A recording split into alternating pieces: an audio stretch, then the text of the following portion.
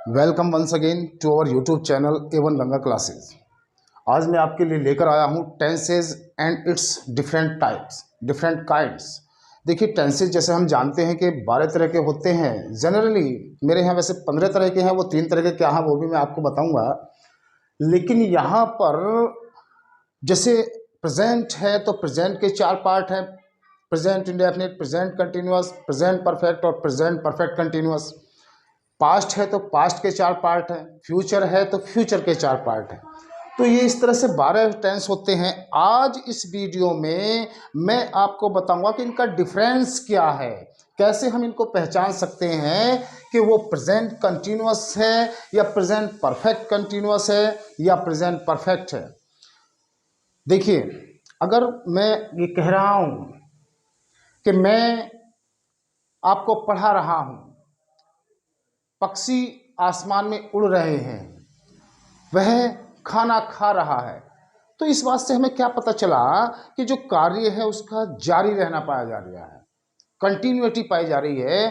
तो अगर कंटिन्यूटी पाई जाए, जैसे मैं तुम्हें पढ़ा रहा हूं, तुम वीडियो देख रहे हो, तो ये क्या है, कार्य का चालू रहना, कार्य जारी रहना पाया जाए, तो वो हमारा प्रोसेस कंटिन्यूअस प्रोसेस होता है।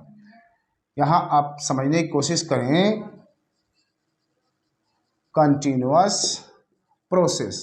कंटिन्यूअस प्रोसेस क्या, जो वर्तमान में जारी है, जो एक्शन कंटिन्यू है, जो चालू है। जैसे भिखारी गेट पर खड़ा है, अभी भी खड़ा है। पक्षी पेड़ पर बैठा है, अभी भी बैठा है। इसमें जरूरी नहीं कि रहा है, रही है, रहे हैं। हो सकता है रहा है, रही है भी होगा, लेकिन जो मेन पॉइंट है वो ये है कि कार्य में जो एक्शन है उसमें कंटिन्यूटी पाई जाती है, निरंतरता पाई जाती है, उसमें जारी रहना, उसका चालू रहना पाया जाता है। जैसे वह खाना खा रहा है, मतलब खाने का काम जारी है। पक्षी पेड़ पर बैठे हैं, मतलब बैठने का काम जारी है। तो इस तरह के प्रोसेस को हम क्या कहते हैं, कंटिन्यूअस प्रोसेस। अच्छा, अब एक बात बताइए, जैसे मैंने कहा कि वह खाना खा रहा है, अब एक बात बताओ कि वो खाता ही रहेगा कि कभी बंद भी होगा? बंद तो होगा ना। अपना खाने का काम वो कभी ना कभी तो फिनिश करेगा। जो भी एक्शन होता है वो फिनिश होता है। अब जैसे पक्षी पेड़ पर बैठा है तो वो उड़ेगा भी। भिखारी गेट पर खड़ा है, वो कुछ देर के बाद जाएगा भी। वह खा रहा है, कुछ देर के बाद वो बंद भी करेगा। या जैसे मैं पढ़ा रहा हूँ, पढ़ाता ही रहूँगा कि बंद भी करूँगा, बताओ। तो जब हम किसी कंटिन्यूस एक्शन को, जारी रहने वाले कार्य को विराम देते हैं, जैसे ही हम उसको रोकते हैं, तो वो हमारा प्रोसेस चेंज हो जाता है। और वो हमारा जब पूरा हो जाएगा तो पूरे को हम क्या कहते हैं, कंप्लीट, परफेक्ट, परफेक्ट। तो ऐसा प्रोसेस देखिए, जैसे मैंने पढ़ा दिया है, मतलब पढ़ा तो दिया है लेकिन अधिक समय नहीं हुआ, हाल ही में। उसने खाना खा लिया है, खा तो लिया है, खाने का काम हुआ कंप्लीट, खाने का काम हुआ परफेक्ट, लेकिन अधिक समय नहीं हुआ। अच्छा, जैसे तुम ये वीडियो देख चुके हो, तो इन वाक्यों से, ऐसी बातों से जिनसे हमें लगे कि काम पूरा हो गया है, मैं दिल्ली पहुंच गया हूं, पहुंचने का काम पूरा, तो उस प्रोसेस को हम परफेक्ट प्रोसेस बोलते हैं।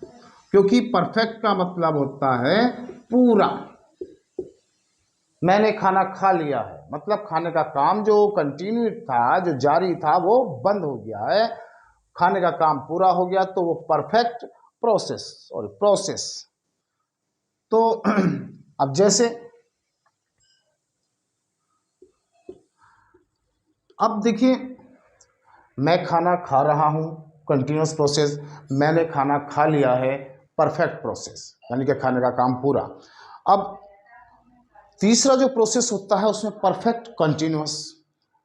देखिए, परफेक्ट कंटिन्यूस, कंटिन्यूस प्रोसेस का मतलब क्या है कि जारी रहना, चालू रहना।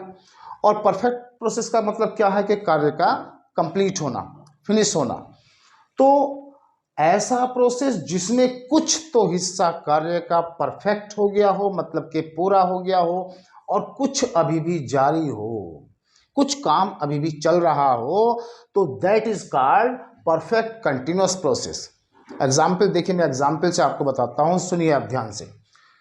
मान लीजिए ये एक रूम है और इस रूम में ये कुछ किताबें, कुछ बुक्स वगैरह रखी हुई हैं, ठीक है।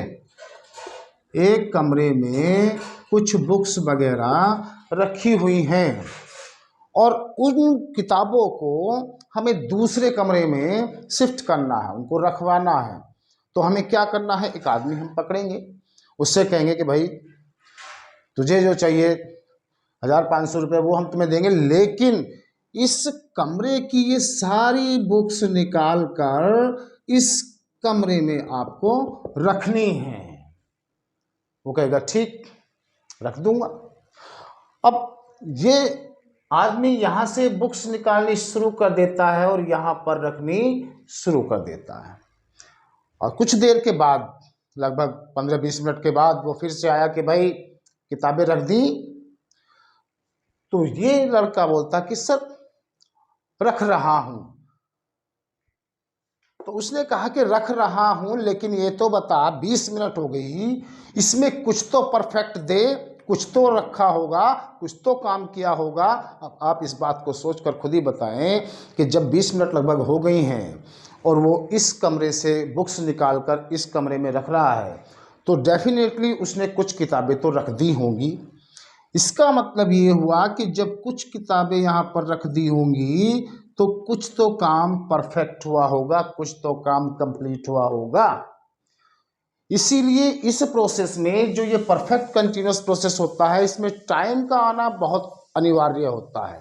क्योंकि उसने कहा, जिसने कहा था कि ये किताबें यहाँ रखनी है, कि भाई 20 मिनट हो गई हैं, ये तो बता कि तुमने अब तक किया क्या। कुछ तो काम परफेक्ट किया होगा, कुछ तो काम पूरा किया होगा, मतलब कुछ तो किताबें यहाँ पर रखी होंगी। उसने कहा कि जी ठीक, रखी हैं, कुछ रख दी हैं, कुछ अभी जारी हैं। कुछ तो रख दी हैं और कुछ रखने का काम जारी है अभी।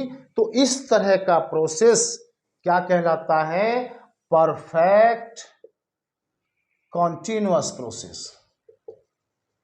परफेक्ट कॉन्टिन्यूअस प्रोसेस कहलाता है इस तरह का। आप समझिए मेरी बात, ठीक है।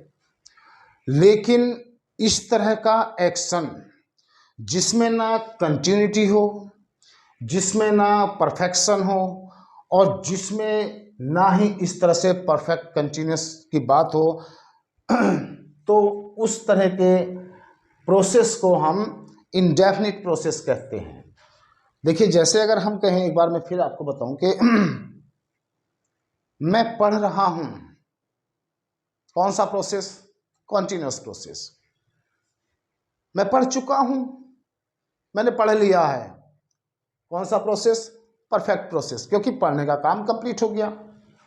अब अगर हम कहें कि मैं 20 मिनट से पढ़ रहा हूं, समय आ गया है, समय आ गया है, इसका मतलब 20 मिनट से पढ़ रहा है, तो 20 मिनट में उसने कुछ तो पढ़ा, इसका मतलब कुछ काम क्या हुआ, परफेक्ट हुआ, कुछ कंप्लीट हुआ। और 20 मिनट से पढ़ रहा है मतलब जारी भी है।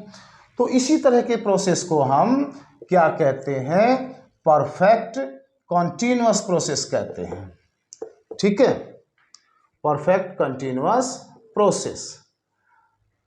तो 3 प्रोसेस आपकी समझ में आ गए होंगे, लेकिन अभी एक चौथा प्रोसेस और है। देखो, आपको ज़्यादा माइंड लगाने की जरूरत नहीं है। अगर आपको पता है कि जो हम सेंटेंस को ट्रांसलेट करने वाले हैं या जिसको हम पढ़ रहे हैं वो कंटिन्यूअस है। जैसे देखिए, शिकारी हिरण का पीछा कर रहा है, तो मतलब कर रहा है अब भी, तो कौन सा प्रोसेस, कंटिन्यूअस प्रोसेस। शिकारी हिरण का पीछा कर चुका है, कर चुका है, काम कंप्लीट हो गया है, कौन सा प्रोसेस, परफेक्ट प्रोसेस। शिकारी आधे घंटे से हिरण का पीछा कर रहा है, मतलब आधे घंटे से, तो पीछा करने का काम आधे घंटे से क्या हो रहा है, परफेक्ट भी हो रहा है और अभी भी आधे घंटे से कर रहा है, जारी है। तो इस तरह का प्रोसेस परफेक्ट कंटिन्यूअस प्रोसेस। लेकिन जो सेंटेंस या जो एक्शन, जो प्रोसेस ना तो परफेक्ट कंटिन्यूअस प्रोसेस हो, ना परफेक्ट प्रोसेस में हो, ना कॉन्टिन्यूअस प्रोसेस में हो, that is called indefinite process. कौन सा प्रोसेस? Indefinite process. सूर्य पूर्व से निकलता है, निकल रहा है, निकल चुका है, 20 मिनट से निकल रहा है, आधे घंटे से निकल रहा है, नहीं, तो दैट इज इंडेफिनिट। पता नहीं कब से निकल रहा है और कब तक निकलता रहेगा। वह आम खाता है, खा रहा है, कंटिन्यूअस प्रोसेस? नहीं। खा लिया है, परफेक्ट प्रोसेस? नहीं। आधे घंटे से खा रहा है, परफेक्ट कंटिन्यूअस प्रोसेस? नहीं। सिंपली कौन सा प्रोसेस? Indefinite process. तो इस तरह से देखिए, जो ये टेंस, फ्यूचर, परफेक्ट और पास्ट हैं, इनके ये चार प्रोसेस हैं। और आपको मैं जाते जाते एक बात और बता दूं, ध्यान से सुनना। ये जो टाइम है ना, समय, जो फ्यूचर टाइम है वो एवरी मोमेंट, हर एक क्षण, हर एक पल प्रेजेंट में चेंज होता जा रहा है। और जो प्रेजेंट है वो हर एक क्षण, हर एक पल पास्ट में चेंज होता रहा है। ये टाइम का प्रोसेस सदियों से, अनंत काल से चलता चला आ रहा है और ये समय का चक्र लगातार चलता रहेगा। आपको ध्यान क्या रखना है कि फ्यूचर का पल पल प्रेजेंट में चेंज हो रहा है और प्रेजेंट का पल पल पास्ट में चेंज हो रहा है। ठीक है, प्रोसेस इनका हम कैसे पहचानेंगे वो मैंने आपको बता दिया है और उम्मीद है कि ये वीडियो आपको पसंद आई होगी और आप समझ गए होंगे इनका अंतर क्या है प्रोसेस का। अब मैं आपको बता रहा हूँ, चैनल को सब्सक्राइब तो आप करते नहीं, लाइक करो, सब्सक्राइब करो, ताकि मैं मोटिवेट हूँ और मैं आपको और अच्छे ढंग से और बेहतर ढंग से आपको बता सकता हूँ। अब प्रेजेंट इंडेफिनिट, देखो प्रेजेंट इंडेफिनिट की अगर हम बात करें तो एक प्रेजेंट इंडेफिनिट और एक पास्ट इंडेफिनिट, ये दो टेंस ऐसे हैं, इन टेंसों की सबसे ज़्यादा ज़रूरत पड़ती है, सबसे ज़्यादा हमें अपनी, अगर हम इंग्लिश से कांटेक्ट रखते हैं तो सबसे ज़्यादा इन टेंसेस की ज़रूरत पड़ती है। इनको बहुत ध्यान से सुनने की ज़रूरत है और डेफिनेटली मेरा ये ऐसा मानना है कि अगर आप ध्यान से सुनेंगे तो निश्चित रूप से आप इस तरह से समझ लेंगे कि शायद ज़िंदगी में आप प्रेजेंट इंडेफिनिट या जो मैं पढ़ा दूंगा भूलेंगे नहीं।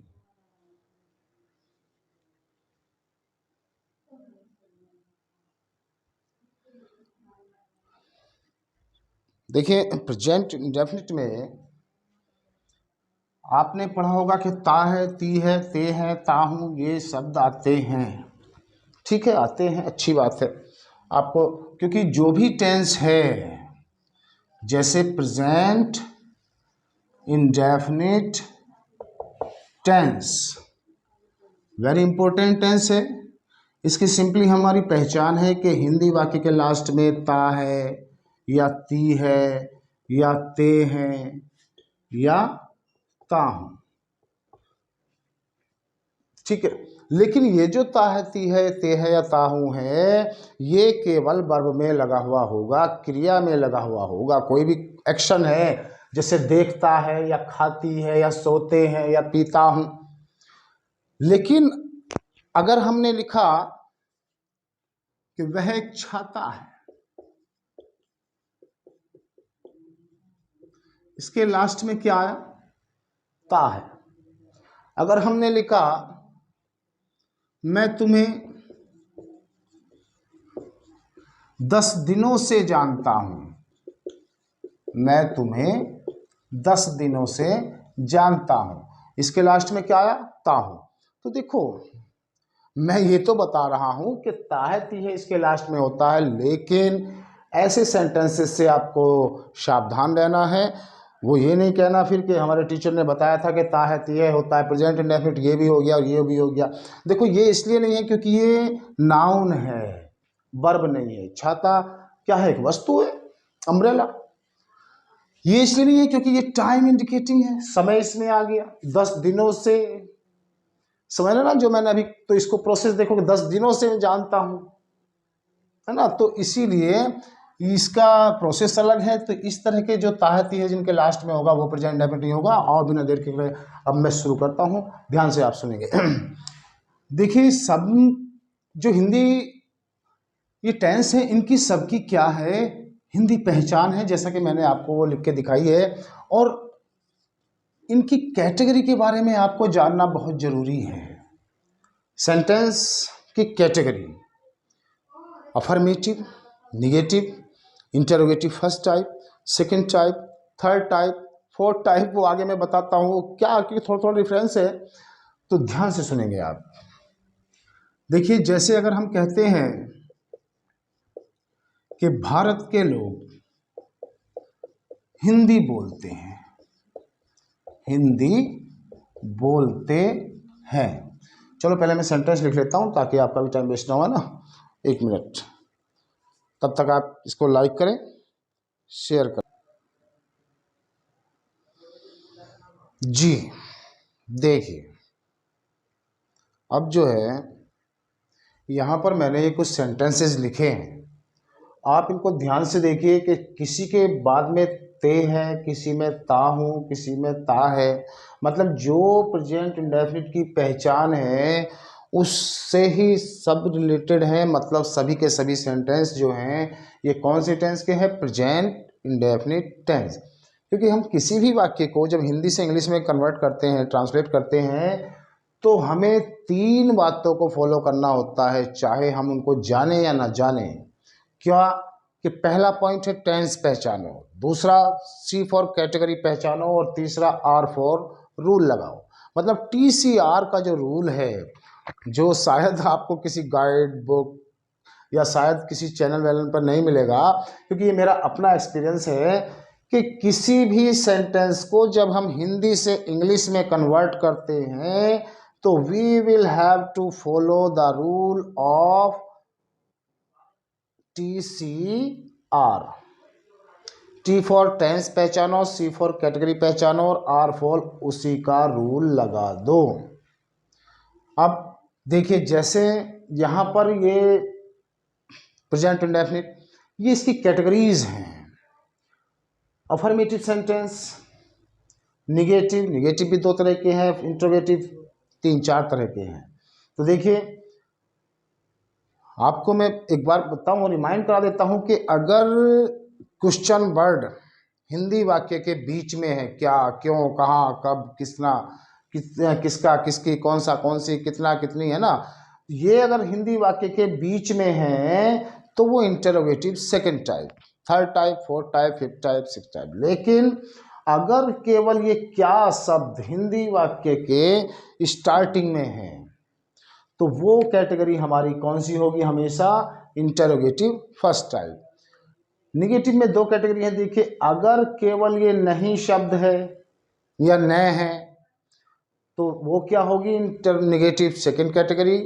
और अगर इस कभी के साथ हमारे सेंटेंस में नहीं है तो वो होगी निगेटिव फर्स्ट टाइप। इनके थोड़े थोड़े रूल में, कंसेप्ट में डिफरेंस है, वो मैं आपको आज क्लियर करके बताता हूँ। देखिए जो अफर्मेटिव सेंटेंस हैं उनका रूल क्या है कि पहले सब्जेक्ट, एस फॉर सब्जेक्ट, ये आपको पता ही होगा ही कि सब्जेक्ट क्या होता है कि हमारा जो हिंदी वाक्य है उसमें हम यदि कौन या किसने का प्रश्न करके वर्ब को बोले, हिंदी वाक्य में ध्यान रखना, अगर सब्जेक्ट नहीं मिल रहा तो मैं बताता हूं आपको कि हिंदी वाक्य में कौन या किसने का प्रश्न करके वर्ब को बोलो, जो आंसर मिलेगा वो क्या होगा? सब्जेक्ट। जैसे भारत के लोग हिंदी बोलते हैं, कौन बोलते हैं? भारत के लोग। तो जितना भी कौन का आंसर होगा वो सारे का सारा हमारा सब्जेक्ट होगा। अब सब्जेक्ट के बाद यहाँ पर हमें ध्यान देना है या तो वर्ब की फर्स्ट फॉर्म या वर्ब की फिफ्थ फॉर्म। वर्ब की 5 फॉर्म होती हैं, अगर नहीं पता तो पता कर लो। First form, second form, third form, fourth form, fifth form. कैसे? देखिए, जैसे यहाँ पर बोलना माने speak, first form speak, second form spoke, third form spoken, और जो आईएनजी वाली फॉर्म होती है वो फोर्थ फॉर्म है, स्पीकिंग। लेकिन जब हम फर्स्ट फॉर्म में एस, ई एस या आई ई एस यूज करते हैं, जिसको सिंगुलर वर्ब कहते हैं, तो वो वर्ब की कौन सी फॉर्म होती है? पांचवी फॉर्म होती है, सिंगुलर वर्ब। और उसके बाद जो हमारा ऑब्जेक्ट बचा उसको हम लिख देते हैं। तो इस रूल को फॉलो करते हैं जितने भी अफर्मेटिव सेंटेंस हैं। देखो, जैसे भारत के लोग हिंदी बोलते हैं, यहाँ पर सब्जेक्ट क्या है? कौन? भारत के लोग। अब इनको हम क्या लिखेंगे? The people of India. यहाँ पर ध्यान दें, द पीपल ऑफ इंडिया मतलब भारत के लोग। ये क्या हुआ हमारा? अभी पॉइंट नंबर 1 क्लियर हुआ। ध्यान से सुनना। अब उसके बाद अब हमें देखना है वर्ब की फर्स्ट फॉर्म या फिफ्थ फॉर्म। अगर हमारा सब्जेक्ट पी फॉर प्लूरल या आई है तब तो हमें फर्स्ट फॉर्म का यूज करना है। लेकिन अगर सिंगुलर सब्जेक्ट है, एस फॉर सिंगुलर, तो हमें वर्ब की फिफ्थ फॉर्म। फिफ्थ फॉर्म मतलब वही कि एस, ई एस या आई एस वाली। अब देखो, तो हमें ये देखना होता है कि ये सब्जेक्ट हमारा प्लूरल है कि सिंगुलर है। पीपल ऑफ इंडिया प्लूरल है, बहुत सारे हैं, तो हमें कौन सी फॉर्म का यूज करना है? केवल फर्स्ट फॉर्म का। फर्स्ट फॉर्म है स्पीक, तो the people of India speak. Second point हमारा क्लियर। अब सेकंड के बाद हम आते हैं थर्ड पॉइंट पर। थर्ड पर है ऑब्जेक्ट। आपको ध्यान रखना चाहिए कि जिस तरह से कौन या किसने का आंसर हमारा सब्जेक्ट होता है, उसी प्रकार से किसे या क्या का आंसर हमारा ऑब्जेक्ट होता है। भारत के लोग हिंदी बोलते हैं, किसे बोलते हैं? No answer. क्या बोलते हैं? हिंदी। तो ये जो हमारा हिंदी है, ये क्या हुआ? ऑब्जेक्ट हुआ, जो कि हमारे थर्ड पॉइंट पर आना है। तो सेंटेंस हमारा बना the people of India speak Hindi. इसी तरह से मैं तुम्हें हिंदी पढ़ाता हूँ, ये भी अफर्मेटिव सेंटेंस है, ये भी इसी रूल्स को फॉलो करके बनेगा।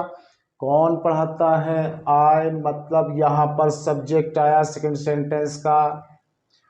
अब देखो, यहाँ प्लूरल हो या आई हो, चाहे जूम करके देख लो इसको, कि आई के साथ भी कौन सी फॉर्म आनी है? फर्स्ट। क्या वर्ब है? मैं तुम्हें हिंदी पढ़ाता हूँ में पढ़ाना। पढ़ाना मतलब टीच, तो क्या बना? I teach. थर्ड पॉइंट पर चलो, किसे पढ़ाता हूँ? तुम्हें। तुम्हें मतलब यू। क्या पढ़ाता हूँ? हिंदी। तो देखो, यहाँ एक बात और आपको ध्यान रखनी है कि यदि किसी हिंदी सेंटेंस में किसे और क्या दोनों के आंसर हैं, तो उस सेंटेंस में समझना कि दो ऑब्जेक्ट हैं। किसे का जो ऑब्जेक्ट आंसर होता है वो इनडायरेक्ट ऑब्जेक्ट होता है, और क्या का जो आंसर होता है वो डायरेक्ट ऑब्जेक्ट होता है। जैसे मैं तुम्हें हिंदी पढ़ाता हूँ, किसे पढ़ाता हूँ? तुम्हें। तो ये जो यू है ये इनडायरेक्ट ऑब्जेक्ट है, और क्या का आंसर जो हिंदी है ये डायरेक्ट ऑब्जेक्ट है। जनरली हम ऐसा ही करते हैं कि इनडायरेक्ट ऑब्जेक्ट को पहले और डायरेक्ट ऑब्जेक्ट को बाद में लिखते हैं। लेकिन अगर हम इनडायरेक्ट ऑब्जेक्ट को बाद में लिखने लगे तो टू का आना अनिवार्य बिल्कुल होता है। अब निगेटिव में आप देखो, निगेटिव सेकंड कैटेगरी क्या है? निगेटिव है। यहाँ कभी नहीं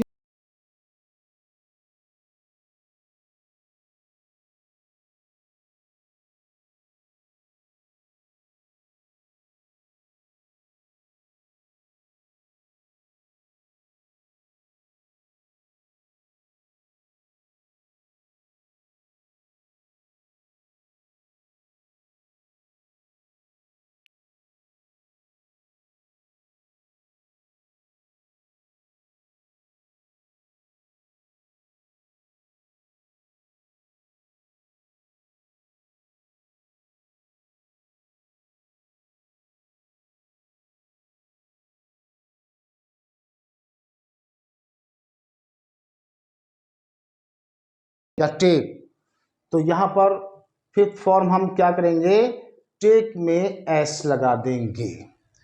तो ही नेवर टेक्स, केवल इसी स्ट्रक्चर पर बनना है, कभी नहीं वाला सेंटेंस भी केवल यहाँ पर नेवर देना है और कुछ नहीं।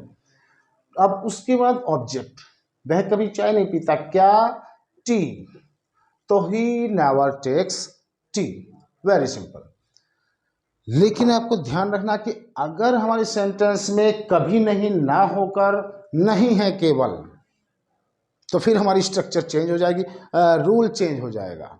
रूल क्या होगा वो आप देखिए, ये रूल्स जो है मैं रेड में लिख रहा हूं, आप ध्यान देंगे। जो इस तरह का सेंटेंस नंबर 4 है, तो उसका रूल होगा कि पहले सब्जेक्ट, उसके बाद या तो डज या डू। वही के सिंगुलर सब्जेक्ट है तो हम डज का प्रयोग करेंगे, प्लूरल या आई है तो डू का प्रयोग करेंगे। इसके तुरंत बाद हमें नॉट और फिर वर्ब की फर्स्ट फॉर्म के बाद ऑब्जेक्ट लिखना है। तो अगर हमारा सेंटेंस निगेटिव होता है तो इसकी कैटेगरी को चेंज हम कर देते हैं और इसमें ज़्यादा कुछ नहीं करना है, केवल रूल को चेंज करते हैं। देखो यहाँ पर ध्यान क्या देना है कि सब्जेक्ट के बाद डज या डू, कभी नहीं वालों में केवल इसी स्ट्रक्चर पर बनाना है और नहीं वालों को हमें इस स्ट्रक्चर पर बनाना है। अब देखिए जैसे मेरा भाई झूठ नहीं बोलता, सबसे पहले पॉइंट पर हमें क्या लिखना है, सब्जेक्ट। अब बताओ सब्जेक्ट क्या है, जो कौन का आंसर, मेरा भाई झूठ नहीं बोलता, कौन नहीं बोलता झूठ, मेरा भाई। तो इसका जो हमारा ट्रांसलेशन होगा, देखिए इस सेंटेंस का कि मेरा भाई मतलब माय ब्रदर, माय ब्रदर मेरा भाई। अब सिंगुलर क्या प्लूरल, क्योंकि यहां हमें देखना है सब्जेक्ट लिखने के बाद कि सिंगुलर है तो डज लगाइए, प्लूरल है तो डू लगाइए। उसके बाद थर्ड पॉइंट पर हमें क्या लिखना है, नॉट। फिर जो वर्ब है, क्या वर्ब हो रही है, मेरा भाई झूठ नहीं बोलता में बोलने की। अब यहां पर भी आपको ध्यान देना है कि स्पीक तो होता है सच बोलने के लिए, we should use speak when we, जब सच बोला जाता है तो वहां स्पीक, और जहां झूठ बोला जाता है झूठ बोलने के लिए हम क्या, टेल का यूज करते हैं। तो my brother does not tell, क्या, ए लाई, तो my brother does not tell a lie. Negative ये रूल है, अफर्मेटिव और निगेटिव फर्स्ट टाइप ये रूल है। अब तीसरी जो कैटेगरी आती है वो होती है इंटरोगेटिव फर्स्ट टाइप, जैसा आप यहां देख रहे हो इंटरोगेटिव फर्स्ट टाइप। पांचवा सेंटेंस है हमारा, क्या तुम इस व्यक्ति को नहीं जानते। अब जितने भी ऐसे वाक्य होंगे जिनके शुरू में क्या आएगा, तो आपको बहुत सिंपल सा मैं आपको बता रहा हूं, आज ज़्यादा दिमाग लगाने की जरूरत नहीं है कि ये जो डू डज है इसको हमें सब्जेक्ट से पहले लिखना है बस, और लास्ट में क्या लगा देना है, क्वेश्चन मार्क, और कुछ नहीं करना है। तो देखो ये सेंटेंस है कि क्या तुम इस व्यक्ति को नहीं जानते। भाई कौन नहीं जानते, तुम, मतलब ये कि यहाँ पर सब्जेक्ट क्या है, यू। अब यू हमेशा प्लूरल होता है तो इसी के साथ क्या आएगा, डू। तो अब ये डू ही हमें शुरू में लिखना है, देखो समझिए। तो इसका स्ट्रक्चर, इसका रूल क्या बना कि ये डू डज सबसे शुरू में, डू डज के प्लूरल और आई है तो डू शुरू में, सिंगुलर है तो डज शुरू में, और उसके बाद सब्जेक्ट, नहीं है तो नॉट, केवल वर्ब की फर्स्ट फॉर्म लानी है यहाँ पर, और उसके बाद ऑब्जेक्ट, और लास्ट में हम क्या लगा देंगे, क्वेश्चन मार्क लगा देंगे बस। अब देखो, क्या तुम इस व्यक्ति को नहीं जानते हो, तो कौन नहीं जानते, तुम। यहां पर सब्जेक्ट यू है तो यू के अकॉर्डिंग शुरू में क्या आ जाएगा, डू। यू के अकॉर्डिंग शुरू में क्या आ जाएगा, डू। ये फोर्थ सेंटेंस था, और ये फिफ्थ सेंटेंस का ट्रांसलेशन है कि क्या तुम इस व्यक्ति को नहीं जानते हो, सबसे पहले डू, और उसके बाद सब्जेक्ट, कौन नहीं जानते, तुम मतलब यू, और क्योंकि सेंटेंस में नहीं भी है इसीलिए सब्जेक्ट के बाद क्या लिखेंगे, नॉट। फिर वर्ब क्या हो रही है, जानना, जानने के लिए लिखेंगे KNOW, नो, और फिर ऑब्जेक्ट किसे, इस व्यक्ति को। तो देखो इस पास के लिए दिस, और उस व्यक्ति होता तो दैट, तो क्या कहेंगे यहाँ, do you not know this man, do you not know this man. और लास्ट में क्वेश्चन मार्क। देखिए इंटरोगेटिव चाहे कोई सा भी हो, फर्स्ट टाइप हो, सेकंड टाइप हो या थर्ड टाइप हो, इंटरोगेटिव सेंटेंस के लास्ट में हमेशा क्वेश्चन मार्क का हमें यूज करना चाहिए। तो जितने भी इंटरोगेटिव फर्स्ट टाइप होंगे, फर्स्ट टाइप का मतलब जो हिंदी वाक्य के शुरू में क्या लिए हुए होते हैं, उनमें इंग्लिश में हमेशा क्या आएगा, डू डज। उसके बाद सब्जेक्ट, नॉट, वर्ब के फर्स्ट फॉर्म, ऑब्जेक्ट। ये जो मैं रेड में लिख रहा हूँ ये स्ट्रक्चर है जो हमें हमेशा काम देती हैं। जिस तरह का, जिस कैटेगरी का सेंटेंस होगा उसी कैटेगरी का ये रूल लगेगा और वाक्य एकदम सही बनेगा। अब देखिए नेक्स्ट कैटेगरी क्या है, इंटरोगेटिव सेकंड टाइप। इसकी क्या है कि जब हमारे हिंदी वाक्य के बीच में क्या, क्यों, कहाँ, किसका, किसके ये आते हैं, तो ये कैटेगरी इंटरोगेटिव सेकंड टाइप होगी।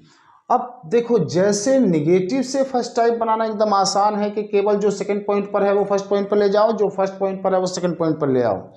इसी तरह से इंटरोगेटिव फर्स्ट टाइप से सेकंड टाइप बनाना एकदम आसान है। क्या कि जो ये इंटरोगेटिव फर्स्ट टाइप का रूल है उससे पहले केवल क्वेश्चन वर्ड लगा देते हैं। देखिए सेकंड टाइप में मैं यहाँ, क्योंकि जगह की भी शॉर्टेज है, क्वेश्चन वर्ड यहीं लगा देंगे बस। क्या है तो व्हाट, कहाँ है तो वेयर, कब है तो व्हेन, क्यों है तो व्हाई, जो भी क्वेश्चन वर्ड है वो हम यहाँ लगा देंगे। उसके बाद डू डज, फिर सब्जेक्ट, ये सारा फर्स्ट टाइप के रूल को फॉलो करके सेंटेंस हमारा सेकंड टाइप बन जाएगा। देखो जैसे क्वेश्चन वर्ड क्या है, ये क्वेश्चन वर्ड हमें शुरू में लगाना है, तो क्वेश्चन वर्ड है इसमें क्यों। अब बनाइए तो क्यों। देखो इस सेंटेंस का हम ट्रांसलेशन करें क्वेश्चन सेंटेंस नंबर 6 का, तो क्यों के लिए सबसे पहले हमने लिखा व्हाई। उसके बाद डू डज लिखिए सब्जेक्ट के अकॉर्डिंग। सब्जेक्ट क्या है, आजकल तुम्हारे भाई दिल्ली में क्यों नहीं रहते, क्यों नहीं रहते तुम्हारे भाई, तुम्हारे भाई मतलब योर ब्रदर। तो देखिए क्वेश्चन वर्ड के बाद सब्जेक्ट का स्थान यहाँ पर है थर्ड पॉइंट पर, तो हमें यही ध्यान रखना है। अब ये देखना है कि ये जो सब्जेक्ट है योर ब्रदर, ये सिंगुलर है या प्लूरल है, उसी के अकॉर्डिंग हमें डू डज का यूज करना है क्वेश्चन वर्ड के तुरंत बाद। जैसे ये सिंगुलर है तो सिंगुलर है तो यहाँ पर हम क्या लिख देंगे, डज। या प्लूरल होता सब्जेक्ट तो क्या लिखते, डू। तो why does your brother, why does your brother, यहां तक आ गए। नॉट, क्यों नहीं रहते, तो यहां पर नॉट भी है। अब नॉट के बाद केवल फर्स्ट फॉर्म, रहना माने लिव, तो ये रहने की फर्स्ट फॉर्म हो गई। तो why does your brother not live, तुम्हारे भाई साहब क्यों नहीं रहते, क्या बच्चा, आजकल दिल्ली में। तो देखिए ये जो आजकल है ये टाइम इंडिकेटिंग वर्ड है, मतलब समय को प्रकट करने वाला शब्द है। जो टाइम इंडिकेटिंग वर्ड होते हैं वो हमें सेंटेंस के सबसे लास्ट में लिखते हैं। अभी हमें क्या लिखना है, दिल्ली में, तो इसीलिए यहाँ पर लिव के बाद में हम क्या लिख देंगे, इन दिल्ली। और अब जो टाइम इंडिकेटिंग वर्ड है आजकल, उसके लिए हम नाउ ए डेज, यहां ठीक से लिख लें, नाउ ए डेज। नाउ ए डेज का मीन्स होता है आजकल, और लास्ट में हम क्वेश्चन मार्क लगा देंगे। देखो फिर से एक बार समझिए कि अगर इंटरोगेटिव सेकंड टाइप है तो क्या, क्यों, कहाँ, जो भी क्वेश्चन वर्ड है उसकी अंग्रेजी हम शुरू में लिखेंगे, उसके बाद डू डज लगाएंगे, फिर सब्जेक्ट लिखेंगे, नॉट है तो नॉट, फिर वर्ब की फर्स्ट फॉर्म, और बाद में हम ऑब्जेक्ट लिखकर क्वेश्चन मार्क लगा देते हैं। अब देखो इंटरोगेटिव थर्ड टाइप क्या है, केवल और केवल हिंदी वाक्य में अगर कौन या किसने वर्ड है तो वो थर्ड टाइप मैं उसको बताता हूं, क्योंकि उसमें रूल में अंतर है। देखिए जैसे सेंटेंस नंबर हमारा 7, सवेरे मरना कौन चाहता है, ताहे से पहचाना present indefinite, T for tense, C for category. इस कौन से पहचाना कि कौन या किसने जब वाक्य के बीच में होगा तो वो हमारी इंटरोगेटिव थर्ड टाइप कैटेगरी होगी। और थर्ड टाइप कैटेगरी भी दो तरह की होती हैं, एक अफर्मेटिव टाइप में, एक निगेटिव टाइप में। जब कौन या किसने वाला वाक्य अपने साथ नहीं वर्ड लिए हुए हो तो वो निगेटिव, और जब कौन या किसने वाला वाक्य केवल अपने साथ कुछ नहीं लेता, कौन या किसने रहता, तो वो अफर्मेटिव टाइप। जैसे सेंटेंस नंबर 7, तो जो कौन या किसने वाला वाक्य होगा और उसमें नहीं नहीं होगा वो थर्ड टाइप की अफर्मेटिव कैटेगरी होगी। इसका रूल क्या होगा, देखो मैं आपको बताता हूँ। इसका रूल मैं आपको इधर लिखकर बताता हूँ, ध्यान से देखना। सबसे पहले तो इंटरोगेटिव थर्ड टाइप अफर्मेटिव का रूल मैं यहाँ पर बता रहा हूँ। सबसे पहले क्या लिखेंगे कौन या किसने के लिए, हु, और इस हु के बाद हमें या तो वर्ब की फर्स्ट फॉर्म या वर्ब की फिफ्थ फॉर्म लिखकर ऑब्जेक्ट लिख देना है और लास्ट में क्वेश्चन मार्क लगा देना है, बस इतना सा करना है। देखो जैसे सवेरे मरना कौन चाहता है, तो सबसे पहले क्या लिखेंगे, हु। जब हमें इस 7th सेंटेंस का ट्रांसलेशन करेंगे तो सबसे पहले कौन के लिए हमने क्या लिखा, हु। उसके बाद देखना है फर्स्ट फॉर्म या फिफ्थ फॉर्म। अब हमें ये भी ध्यान रखना है कि फर्स्ट फॉर्म हमें कब लाना है, जब सब्जेक्ट हमारा पी फॉर प्लूरल या आई हो। फिफ्थ फॉर्म कब लाना है, जब सब्जेक्ट हमारा सिंगुलर हो। अब देखो ये भी आपको ध्यान रखना कि कौन या किसने वाले किसी भी वाक्य में सब्जेक्ट नहीं होता, क्योंकि कौन या किसने का प्रश्न करने से ही तो सब्जेक्ट का पता चलता है। सब्जेक्ट माने काम को करने वाला, अरे कौन कर रहा है। लेकिन जैसे देखिए हम इसमें से ढूंढ रहे थे सब्जेक्ट को कि भारत के लोग हिंदी बोलते हैं, कौन बोलते हैं, भारत के लोग। लेकिन इसमें तो वो सब्जेक्ट को खुद पूछता है कौन या किसने का प्रश्न करके। इसीलिए हर वो वाक्य जो कौन या किसने वाला है उसमें कभी भी सब्जेक्ट नहीं होता। अब जब सब्जेक्ट नहीं होगा तो उस सिचुएशन में हम कैसे करेंगे कि फर्स्ट फॉर्म लगाएं या फिफ्थ फॉर्म लगाएं। तो यहां हमें केवल इशारा समझना है। इशारा कैसे, देखो सवेरे मरना कौन चाहता है, किसी एक को कहा गया। अगर बहुत सारों को कहा जाता तो होता सवेरे मरना कौन कौन चाहते हैं, मतलब एक से अधिक। तो यहां हमें इशारा समझना है। जैसे गाना कौन गाता है, हु सिंग्स द सॉन्ग, एक की तरफ इशारा है। और गाना कौन कौन गाते हैं, एक से अधिक की तरफ इशारा है ना। तो उसी इशारे को हमें समझकर यहाँ फर्स्ट फॉर्म या फिफ्थ फॉर्म का यूज़ करना है, क्योंकि यहाँ पर चाहता है एक की तरफ इशारा करता है। इसीलिए हम जो वर्ब है चाहना, वांट, इसकी कौन सी फॉर्म लिखेंगे, फिफ्थ फॉर्म लिखेंगे। फिफ्थ फॉर्म माने एस या IES या ES लगाना, वो फिफ्थ फॉर्म है। तो हु वांट्स कौन चाहता है, क्या बचा, सवेरे मरना। तो टू डाई मरना और अर्ली सवेरे, तो who wants to die early. लेकिन अगर कौन के साथ नहीं और आ जाए, that will be interrogative third type negative category. अब जब निगेटिव हो जाएगा तो इसका थोड़ा सा रूल भी चेंज होगा। वो रूल क्या चेंज होगा, देखो कि सबसे पहले तो हमें हु लिखना ही लिखना है। यहाँ ये लास्ट वाला जो हमारा 8th सेंटेंस है,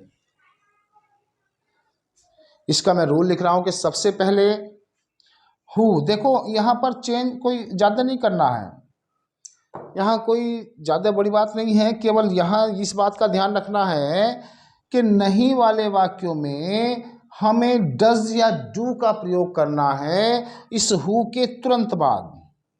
यहीं पर मैं लिख दूं कि या तो डज या डू, और फिर डज डू के बाद हमारी फर्स्ट फिफ्थ फॉर्म का तो कोई मतलब नहीं है। केवल कौन सी फॉर्म आती है, फर्स्ट।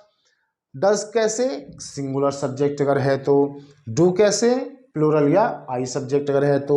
अब सब्जेक्ट तो कौन वाले में होता नहीं है तो इशारा ही समझना है। सिंगुलर की तरफ इशारा है तो डज का प्रयोग करना है, डू की तरफ इशारा है तो, बहुत सारों की तरफ इशारा है तो डू का प्रयोग करना है। और क्योंकि सेंटेंस निगेटिव भी है इसीलिए डू डज के बाद हमें नॉट, और नॉट के बाद वर्ब की फर्स्ट फॉर्म। देखो इसको मैं ठीक करके लिख देता हूँ।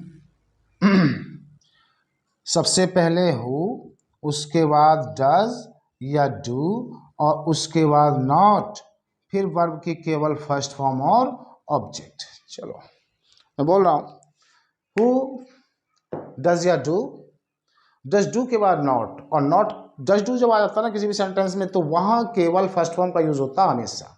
देखिए जैसे ये है लास्ट सेंटेंस, सुन लीजिए बस। अमीर बनना कौन नहीं चाहता, तो सबसे पहले हु, यहाँ देखें इसको आप समझ जाएंगे। हु के बाद कौन नहीं चाहता, एक की तरफ इशारा है, इसीलिए डज नॉट, तो हु डज नॉट।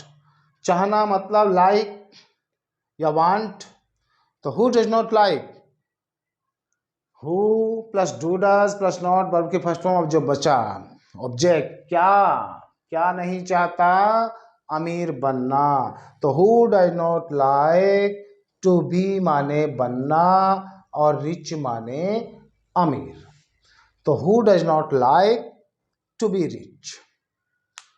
तो देखो इस तरह से रूल्स हैं इनके। ये रूल्स आपको जो कंसेप्ट हैं ये माइंड में फिट करना है बस, और कुछ नहीं है। इनका थोड़ा थोड़ा जो अंतर है एक बार मैं आपको बता दूं आपको कैसे करना तैयार। देखिए अफर्मेटिव में क्या है कि सब्जेक्ट के बाद प्लूरल और आई के साथ फर्स्ट फॉर्म और सिंगुलर के साथ फिफ्थ फॉर्म और उसके बाद ऑब्जेक्ट, इजारम या कुछ नहीं, एक्स्ट्रा कुछ नहीं। जो कंसेप्ट है वो तो कंसेप्ट ही है, वो ना आपके घर से है ना मेरे घर से है। रूल से हट के मैं चलूँगा मेरा गलत, तुम चलोगे तुम्हारा गलत। जो नेवर वाले हैं कभी नहीं वाले, उनको ना सब्जेक्ट के तुरंत बाद बस नेवर लगा देना है और कुछ नहीं करना। निगेटिव में ध्यान रखना कि सब्जेक्ट के बाद डज डू और नॉट वर्ब के फर्स्ट फॉर्म ऑब्जेक्ट, ये चाहे आप रट लेना कुछ भी करना। लेकिन अगर आपकी याद ये निगेटिव है तो इंटरोगेटिव फर्स्ट टाइप बनाना आसान है, क्योंकि डू डज को पहले लिख देंगे, वो इंटरोगेटिव फर्स्ट टाइप। और इंटरोगेटिव फर्स्ट टाइप अगर आपसे बन गया तो सेकंड टाइप बनाना आसान है, क्योंकि क्वेश्चन वर्ड को केवल शुरू में लगा देंगे, वो सेकंड टाइप हो जाएगा। कौन वाले को आपको समझना है वो रूल मैंने यहाँ दे दिया है अफर्मेटिव वाला, कि हु के बाद फर्स्ट फॉर्म या फिफ्थ फॉर्म, यहाँ सब्जेक्ट के अकॉर्डिंग फर्स्ट फॉर्म या फिफ्थ फॉर्म और उसके बाद ऑब्जेक्ट। और निगेटिव में क्या करना है कि इसी के हिसाब से डज डू का यहाँ पर नॉट और फर्स्ट फॉर्म ऑब्जेक्ट। तो उम्मीद है कि ये आज आपका क्लियर हुआ होगा। अगर वीडियो अच्छी लगी है तो लाइक करें, शेयर करें और सब्सक्राइब करना ना भूलें। आगे मैं और अच्छी वीडियो आपको बना के देता हूँ। इसके लिए आपको मुझे मोटिवेट करना ज़रूरी है, और मुझे मोटिवेशन तभी मिलेगा जब आप सब्सक्राइब करेंगे और शेयर करेंगे और प्यारा सा कमेंट करेंगे। ठीक है, मिलता हूँ मैं नेक्स्ट वीडियो में।